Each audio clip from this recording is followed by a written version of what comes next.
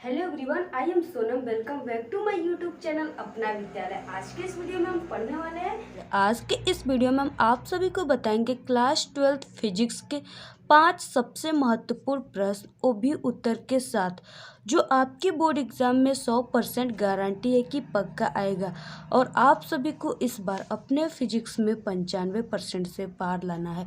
तो यहाँ पे हम आपको बताएंगे 5 ऐसे इंपॉर्टेंट क्वेश्चन जो कि कंटिन्यू आपके बोर्ड एग्जाम में आते हैं, और वो सभी क्वेश्चनों से वेरी मोस्ट इम्पॉर्टेंट क्वेश्चन है। इससे पहले मैंने कई इंपॉर्टेंट क्वेश्चन बता चुके, अगर आप लोग नहीं देखे तो जाकर देख सकते हैं, हमारे चैनल पे अपलोड है वीडियो। तो जो हमारा फर्स्ट इंपॉर्टेंट क्वेश्चन है वो क्या है, इससे पहले कि आप लोग वीडियो को लाइक कर दीजिए और चैनल पर नए तो चैनल को सब्सक्राइब ज़रूर कर दीजिए, और वीडियो को बिना स्किप के एंड तक देखिए, तभी आपको समझ में आएगा। तो फर्स्ट क्वेश्चन जो है वो है कि सेल के आंतरिक प्रतिरोध से आप क्या समझते हैं तथा ये किन किन बातों पर निर्भर करता है। ये जो क्वेश्चन है ये बहुत ही इम्पॉर्टेंट क्वेश्चन है, ठीक है। तो यहाँ पे देखिए, सबसे पहले हम आप सभी को बता दें कि ये जो क्वेश्चन है ये किन चीज़ों से रिलेटेड है और इसमें कौन सा ऐसा इम्पॉर्टेंट टॉपिक है, यानी कौन सा ऐसा कीवर्ड टॉपिक है, ठीक है। तो यहाँ पे देखिए, ये जो क्वेश्चन है ये कुछ सेल के प्लेट और सेल के घोल से रिलेटेड है, ठीक है। सेल के प्लेट में यानी कि पॉजिटिव और नेगेटिव करंट के फ्लो को किस तरीके से वो होता है, और उसी के जो अपोजिट होता है वो सेल के घोल में होता है, ठीक है। तो वही यहाँ पे करंट के फ्लो को बताया गया है। अब देखिए इसके आंसर को किस तरीके से। तो यहाँ पे देखिए, जब किसी सेल की प्लेटों को तार द्वारा जोड़ देते हैं, ठीक है। जैसे यहाँ पे क्या है कि ये एक सेल का प्लेट है, ठीक है। इस तरीके से भी आप लोग बना सकते हैं और इस तरीके से भी बना सकते हैं। तो ये एक सेल का प्लेट है, इसको हमने क्या किया कि किसी तार वायर द्वारा इसको ऐड कर दिया, ओके। जब हमने इसको ऐड कर दिया तो क्या हुआ कि तो तार में विद्युत धारा सेल की धन प्लेट से ऋण प्लेट की ओर क्या हो रहा है, बहने लगा, फ्लो होने लगा। तो यहाँ पे आप समझिए ये क्या है कि धन प्लेट है और ये क्या है, ऋण प्लेट है, ठीक है। तो जब हम इसको क्या कर देते हैं, किसी बैटरी से इसको जब ऐड कर देते हैं तो इसमें करंट फ्लो होने लगता है। तो वो करंट ये बोला है कि ये धन प्लेट से ऋण प्लेट की ओर क्या हो रहा है, फ्लो हो रहा है, ओके। फिर उसके बाद देखिए, ये तो था सेल की प्लेट की बात। अब इसके बाद हम करेंगे सेल के घोल की बात। तो सेल की घोल आपको कहाँ मिलेगी, वो सेल के भीतर मिलेगी। तो यहाँ पे देखिए कहा गया है कि तथा सेल के भीतर उसके घोल में ऋण प्लेट से धन प्लेट की ओर बहती है। अब इसके बाद इसकी घोल की बात कर रही है, ठीक है। यानी कि इसमें घोल, बैटरी में क्या होता है, बैटरी के अंदर ही घोल होगा। तो इसके बाद इसमें क्या होती है कि ऋण प्लेट से धन प्लेट की ओर, ठीक है। ऋण प्लेट से क्या होती है, धन प्लेट की ओर। यानी कि जो सेल के प्लेट के बाहर हो रही है करंट की फ्लो, उसके ठीक अपोजिट सेल के भीतर घोल में होता है, ठीक है। यही इसमें कहा गया, और इसमें कोई भी कुछ ऐसा नहीं बोला गया है। ये आपको समझ में ज़रूर आ जाएगा। तो यहाँ पे देखिए, ऋण प्लेट से धन प्लेट की ओर बहती है। इस प्रकार क्या होता है कि सेल के दोनों प्लेटों के बीच, यानी कि सेल के दो प्लेट हो गए, एक ये हो गया, ठीक है। दो प्लेट हो गए। तो इन दोनों प्लेटों के बीच क्या होता है कि सेल के भीतर विद्युत धारा के प्रवाह में घोल द्वारा उत्पन्न अवरोध को ही सेल का आंतरिक प्रतिरोध करते हैं। यानी कि ऐसे जो करंट का फ्लो होता है, इससे क्या होता है कि सेल के भीतर विद्युत धारा प्रवाह में घोल द्वारा उत्पन्न एक अवरोध, यानी कि एक रुकावट हो जाता है। इसी को कहते हैं सेल का आंतरिक प्रतिरोध, ठीक है। आई होप कि आपको समझ में आ गया होगा। तो यही है वो टॉपिक जो कि, तो इसी को देखिए कहते हैं सेल का आंतरिक प्रतिरोध। फिर उसके बाद इसी में नेक्स्ट क्वेश्चन है कि तथा सेल के आंतरिक प्रतिरोध किन किन बातों पर निर्भर करता है। तो यहाँ पे देखिए, जो सेल का आंतरिक प्रतिरोध होता है वो निम्न बातों पर निर्भर करता है। पहला तो ये है कि सेल के इलेक्ट्रोड के बीच दूरी पर निर्भर करता है। यानी दो इलेक्ट्रोड हैं, ठीक है, उनके बीच की जो दूरी है उस पर निर्भर करता है। किस तरह निर्भर करता है, तो वो अनुक्रमानुपाती निर्भर करता है। इसका मतलब क्या होता है कि अगर आप लोग, ठीक है, दूरी को क्या करेंगे, घटाएंगे, तो आंतरिक प्रतिरोध भी घटेगा, अगर बढ़ाएंगे तो आंतरिक प्रतिरोध भी बढ़ेगा।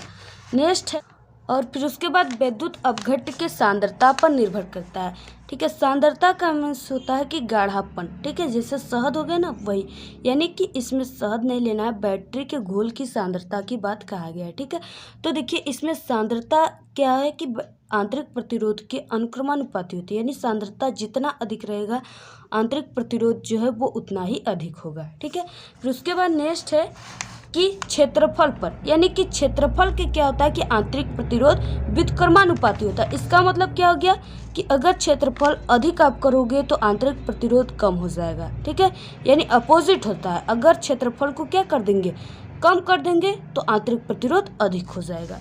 इस तरीके से ऐसे ये निर्भर करता है। फिर उसके बाद देखिए नेक्स्ट क्वेश्चन देखेंगे। फिर उसके बाद देखिए नेक्स्ट देखेंगे, जितने भी क्वेश्चन है ना वो बहुत ही इंपॉर्टेंट है, वेरी मोस्ट इम्पॉर्टेंट क्वेश्चन ये सब है। आप लोग इसको बिल्कुल रट लीजिए, तैयार कर लीजिए। ठीक है, अगर आप लोग ये नहीं पढ़ेंगे तो आप लोगों की बोर्ड एग्जाम में आपकी नंबर कम आ जाएगी, इसलिए आप लोग इम्पॉर्टेंट क्वेश्चन को ही ज़्यादा से ज़्यादा पढ़िए। तो यहाँ पे देखिए, और जो कि हमारे चैनल पे अपलोड है, यहाँ पे देखिए मुक्त इलेक्ट्रॉन के अनुगमन वेग, इसे अफवाह वेग भी कहते हैं। तो इससे आप क्या समझते हैं, जिसे इंग्लिश में ड्रिफ्ट वेलोसिटी कहते हैं। ठीक है, तो यहाँ पे देखिए अनुगमन वेग जो है वो बहुत इम्पॉर्टेंट है और ये क्वेश्चन आपको ज़रूर तैयार कर लेना है। तो यहाँ पे हम कुछ आपको बारीकी से समझाने का प्रयास करेंगे। तो यहाँ पे देखिए, किसी चालक तार को जब बैटरी से जोड़ते हैं, ये भी वही बात है, यानी कि हम कोई भी, ये चालक तार है, ठीक है, ये क्या है, कंडक्टर है, एक चालक तार है, इसको हम क्या करते हैं, जब बैटरी से जोड़ देते हैं, इस तरीके से जब बैटरी से इसको जोड़ देते हैं तो क्या होता है कि तार के सिरों के बीच विभवांतर स्थापित हो जाता है। तो इसके सिरों के बीच क्या हो जाता है, विभवांतर क्या हो जाता है, स्थापित हो जाता है। इसमें जब विभवांतर स्थापित हो जाता है तो वैद्युत क्षेत्र भी स्थापित हो जाएगा। ठीक है, उसके फार्मूले से, तो वैद्युत जहाँ विभवांतर है वहाँ पे वैद्युत क्षेत्र स्थापित हो जाएगा। तो इससे क्या होता है कि वैद्युत वाहक बल भी उत्पन्न हो जाता है। जब यहाँ पे विभवांतर उत्पन्न हो जाता है, वैद्युत क्षेत्र उत्पन्न हो जाता है, तो क्या होता है कि वैद्युत वाहक बल भी उत्पन्न हो जाता है। और जहाँ वैद्युत वाहक बल यानी F उत्पन्न हो जाए वहाँ पे M×A, इससे क्या होता है कि वहाँ पे त्वरण जरूर उत्पन्न होगा। ठीक है, तो जब इसमें क्या होता है कि जब वैद्युत वाहक बल जहाँ उत्पन्न हो जाता है तो वहाँ पे क्या होता है कि त्वरण अपने आप जनरेट होने लगता है। तो यहाँ पे जैसे इस फार्मूले से F बराबर M में, तो इसमें त्वरण है ना A, इसलिए जहाँ पे F है वहाँ पे त्वरण जनरेट होने लगता है। तो यहाँ पे क्या है कि और एक त्वरण भी उत्पन्न हो जाता है, परंतु इस त्वरण से इलेक्ट्रॉन की चाल जो है वो लगातार बढ़ती नहीं है।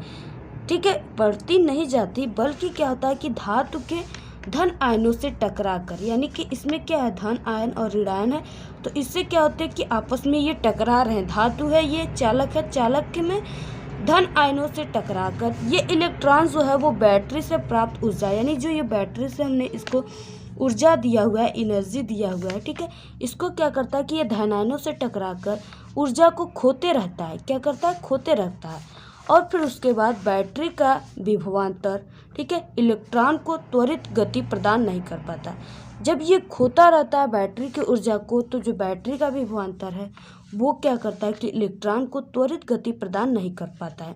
अगर इसको त्वरित गति इलेक्ट्रॉन को नहीं देगा तो इलेक्ट्रॉन गति कैसे करेंगे, तो उसमें कैसे उत्पन्न होगा वेग। ठीक है, तो इसलिए त्वरित गति प्रदान नहीं कर पाता, बल्कि तार की लंबाई के अनुदिश एक सूक्ष्म अथवा नियत, ठीक है, यानी कि लघु नियत वेग ही दे पाता है, जो कि 10⁻⁴ मीटर पर सेकेंड, यानी बहुत ही ये सूक्ष्म वेग ये क्या कर पाता है, दे पाता है। उसी को कहते हैं अनुगमन वेग या अफवाह वेग, या इसे ड्रिफ्ट वेलोसिटी भी कहते हैं। तो ये इसी को कहते हैं अनुगमन वेग। ओके, आई होप कि आपको ये अनुगमन वेग समझ में आ गया होगा। फिर उसके बाद देखेंगे नेक्स्ट क्वेश्चन। इंपॉर्टेंट क्वेश्चन है कि लंबी धारावाही प्रणालिका के भीतर अक्ष पर स्थित बिंदु पर चुंबकीय बल क्षेत्र का सूत्र लिखिए। ठीक है, इसमें आपको सिर्फ सूत्र लिखना है, इसको स्थापित नहीं करना है। तो इसका जो लंबी धारावाही प्रणालिका के भीतर यहाँ पे पूछ रखा है और अक्ष पर, ठीक है, स्थित बिंदु पर चुंबकीय बल क्षेत्र का सूत्र, यानी इसका जो सूत्र होगा, यानी चुंबकीय बल क्षेत्र, यानी चुंबकीय क्षेत्र को किससे शो करते हैं, बी से शो करते हैं। ठीक है, तो ये हो जाएगा B बराबर μ0 कैपिटल N I और डिवाइड I, ठीक है। तो ये हो गया। और यहाँ पे देखिए अब यानी कि NI जो होता है इसके बराबर NI, ठीक है, जो NI है इसके बराबर, यहाँ पे देखिए जो NI है, ठीक है, इसके बराबर हम क्या लिख सकते हैं, N लिख सकते हैं। इसके बराबर क्या लिखेंगे, N। तो ये क्या हो जाएगा कि B बराबर mu naught small n divide I, ठीक है। तो ये फार्मूला हो गया। अब इसके बाद इसका जो यूनिट होगा, मात्रक होगा, वो होगा newton divide ampere, ampere metre, ठीक है। अब देखिए यहाँ पे अब आप लोग कहेंगे कि ये जो यन है वो क्या है। तो जो जहाँ पे जो यन है, ठीक है, वो क्या है कि परिनालिका के प्रति मीटर लंबाई में फेरों की संख्या है। क्या है,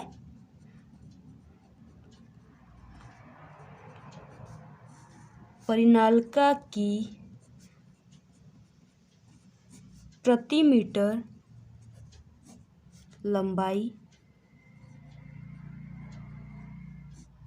में फेरों की संख्या,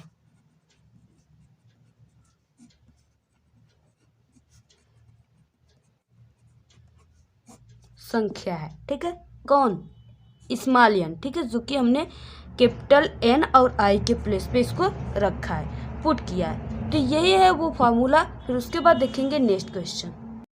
उसके बाद देखिए नेक्स्ट बहुत ही इंपॉर्टेंट क्वेश्चन है कि एम्पियर का परिपथी नियम लिखिए। बहुत ही इंपॉर्टेंट क्वेश्चन है। तो यहाँ पे देखिए किसी बंद वक्र के परितः, यानी ये जो प्रक्रिया हो रहा है वो एक बंद वक्र के परितः हो रहा है। तो किसी बंद वक्र के परितः चुंबकीय क्षेत्र की तीव्रता का रेखीय समाकलन, ठीक है, क्या, रेखीय समाकलन उस बंद वक्र द्वारा घिरे क्षेत्रफल में से गुजरने वाली जो कुल वैद्युत धारा होता है उसका म्यू नॉट गुना होता है। जहाँ पे जो म्यू नॉट है वो निर्वात की निरपेक्ष चुंबकशीलता है। क्या है, निर्वात की निरपेक्ष चुंबकशीलता है। तो यहाँ पे देखिए जैसे यहाँ पे कोई बंद वक्र है, ठीक है, तो यहाँ पे इसके परितः क्या है कि चुंबकीय क्षेत्र की तीव्रता का ये क्या है, रेखीय समाकलन है। तो ये यहाँ पे आपको रेखीय समाकलन का इस तरफ सिंबल लगा देना है, ठीक है। रेखीय समाकलन का यानी कि B इंटू डेल एल, ठीक है, vector B into vector del L. इसका क्या कि रेखीय समाकलन उस बंद वक्र द्वारा घिरे क्षेत्रफल, ठीक है, जितने भी क्षेत्रफल हैं में से जो गुजरने वाली क्या है विद्युत धारा है उसका म्यू नॉट गुना होता है, यानी बराबर म्यू नॉट इंटू I। अब यहाँ पे क्या है कि जो I है, यानी जो I है वो क्या है कि I, तो ये क्या है कि I पथ द्वारा घिरी नेट धारा है और जो C है, यानी यहाँ पे जो C है वो क्या है कि बंद पथ की सीमा है, ठीक है। फिर उसके बाद देखेंगे नेक्स्ट क्वेश्चन। उसके बाद देखिए नेक्स्ट काफ़ी इंपॉर्टेंट क्वेश्चन है कि भंवर धाराओं से आप क्या समझते हैं। भंवर धारा को इंग्लिश में ईडी करंट कहते हैं। तो ये देखिए भंवर धारा जो है इसका खोज सबसे पहले सन 1875 ईस्वी में फोको ने किया था, ठीक है। तो यहाँ पे देखिए इस भंवर धारा को फोको धाराएं भी कहते हैं क्योंकि इसके वैज्ञानिक जो है इसके जो खोज किए थे वो फोको है, इसलिए अपने नाम पर ही इसे फोको धारा भी कहें। तो यहाँ पे 1875 ईस्वी में फोको ने देखा कि जब किसी धातु का टुकड़ा किसी परिवर्ती, ठीक है, यानी कि वेरिएबल चुंबकीय क्षेत्र में रखा जाता है अथवा चुंबकीय क्षेत्र में ये गति इसको कराया जाता है, ठीक है, तो इससे क्या होता है कि बद्ध चुंबकीय फ्लक्स में लगातार परिवर्तन होता है। क्या होता है कि जो परिबद्ध चुंबकीय फ्लक्स है इसमें लगातार परिवर्तन होता रहता है। तो धातु के संपूर्ण आयतन में प्रेरित धाराएं जो होती है वो उत्पन्न हो जाती है। ये धाराएं धातु के टुकड़े की गति का क्या करती हैं, यानी कि अथवा फ्लक्स परिवर्तन का विरोध करती है, ठीक है। इसमें क्या होता है कि जो फ्लक्स परिवर्तन होता है इसमें ये धारा जो होता है वो विरोध करती है, ठीक है। इन धाराओं को ही भंवर धारा या ईडी करंट कहते हैं। कभी कभी ये धाराएं इतनी प्रबल हो जाती है कि धातु का टुकड़ा गर्म होकर लाल तप्त हो जाता है, ठीक है, इसलिए ये भंवर धारा काफ़ी ज़्यादा हानि करता है। ये भंवर धारा जो होता है ट्रांसफार्मर में उत्पन्न होता है, ओके। तो ये हो गए हमारे कुछ इंपॉर्टेंट क्वेश्चन जो कि आपको तैयार कर लेना है, और ये आपके बोर्ड एग्जाम से रिलेटेड काफ़ी इंपॉर्टेंट क्वेश्चन है। और इसी तरह आपको हमारे चैनल पे 35 टॉपिक के वीडियो, फिजिक्स के 40 टॉपिक के वीडियो अपलोड है। अगर आप लोग नहीं देखे तो जाकर देख सकते हैं। और हाँ, अगर आप सभी को तो हमारे चैनल पे फिजिक्स में पास होने की ट्रिक भी अपलोड है वीडियो, वहाँ से आप लोग जाकर देख सकते हैं। ओके, ठीक है। तो आज के इस वीडियो में इतना ही। आपको वीडियो कैसा लगा? वीडियो पसंद आए तो एक बड़ा सा लाइक कर दे, चैनल को सब्सक्राइब करके बेल आइकन को प्रेस, कमेंट करना ना भूलें। Thank you, all the very best.